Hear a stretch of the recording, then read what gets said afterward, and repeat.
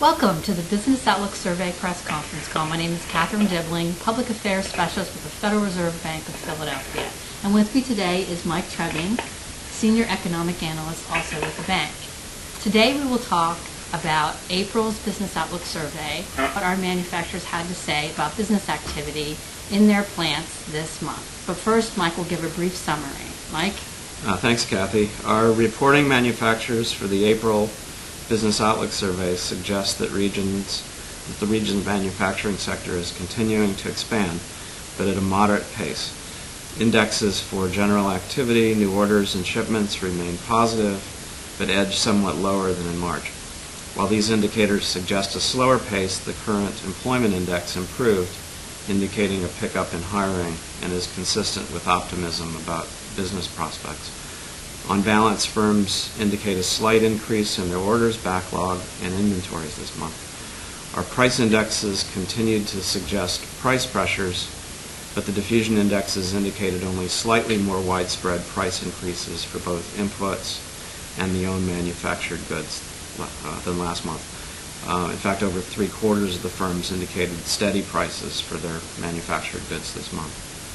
Most future indicators measuring the same firm's outlook over the next 6 months remained at relatively high levels, reflecting continued optimism. In fact, the survey's future indicator for employment rose to its highest reading in 12 months, with about 35% of the firms saying they will be adding to their payrolls over the next 6 months. Questions? Nick Olivari from Reuters. How positive is it overall, Mike? They're positive readings on all of the broad indicators, and as I mentioned in the statement, an improvement in the hiring index. The activity index is a little bit below average for non-recession time periods, as well as the new orders and shipments index.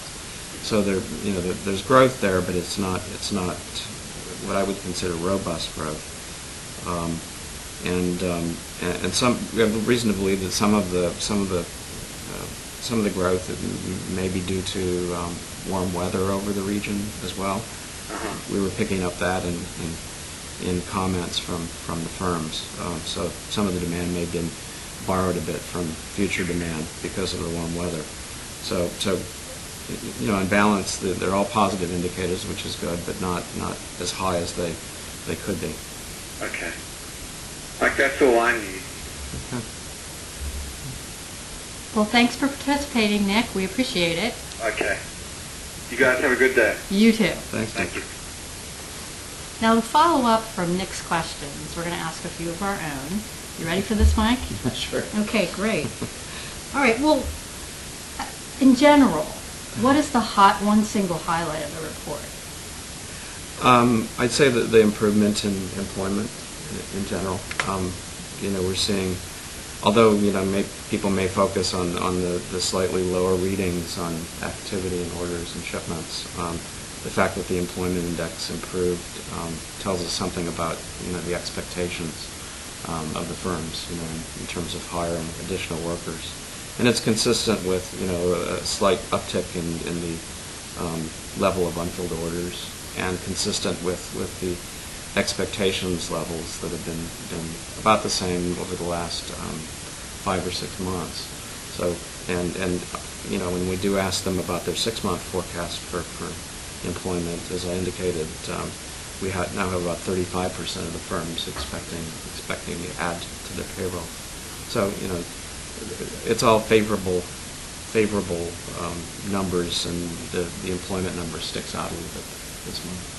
Well, let's place this in a little context, because April's numbers for unemployment in the states, Delaware is 7%, Pennsylvania is 7.6%, and New Jersey is 9%. Right.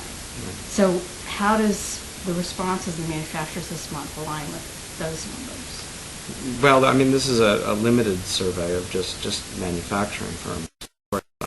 We're seeing some growth in total manufacturing employment, at least in the state of Pennsylvania, which is reflected in these overall results too.